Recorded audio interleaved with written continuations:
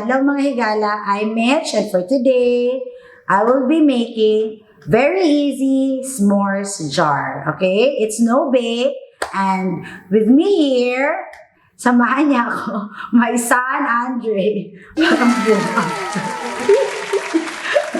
And saw you in the mirror. Come here, come here. So for the ingredients, we have here melted butter, grahams, some granulated white sugar, light corn syrup, 1 1/2 cups of mini marshmallow, and another cup of marshmallow for toppings, and my chocolate ganache. So for the ganache recipe, I'll turn this off first. For the ganache recipe, please go to my video, not chocolate ganache. Okay? The recipe is there. Yan. So this is just chocolate and cream. Let's start. Okay, first, let's do the marshmallow cream or marshmallow fluff. So mix your light corn syrup in a bowl and the 1 1/2 cup mini mallows. Okay? Tapos, imi-melt natin siya double-boiled. This will take around mga 10 minutes, okay? In melting your mallows.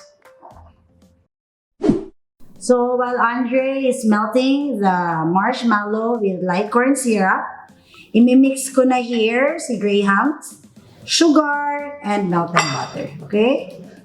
Baka tumigas na yung butter.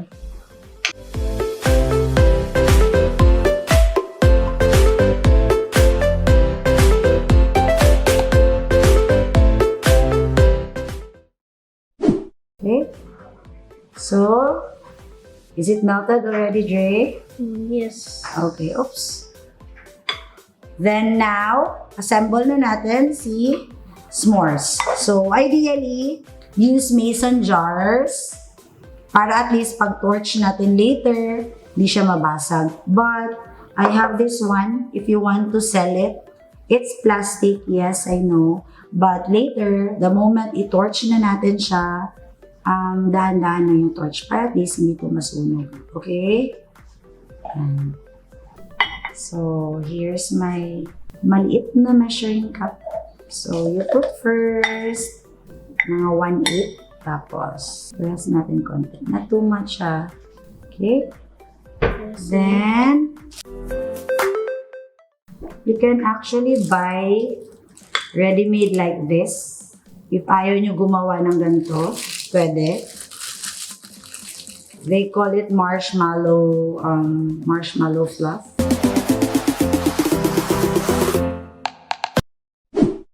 So, here's the different layers. Pwedeng grahams, tapos chocolate, tapos mallows, tapos grahams ulit. Or grahams, mallows, chocolate, grahams, mallows, chocolate. Okay? Basta, pinaka-top is mallows. Okay, punin mo to.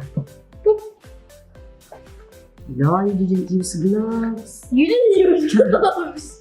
There's chocolate in your hands. You have chocolate in your hands. Okay. Slowly. Oops. Okay. This is s'mores. This is my milk chocolate. Hot cocoa. What the? Okay, and then since this is s'mores, then we need to torch it. Okay. So again, careful with this. These are plastics. Ito, okay lang. Okay? There you go! Again, thank you for watching and don't forget to like and subscribe our YouTube channel. And comment down below if anong recipe ang gusto nyong next na gawin namin. Okay? Merry Christmas, everyone! Bye!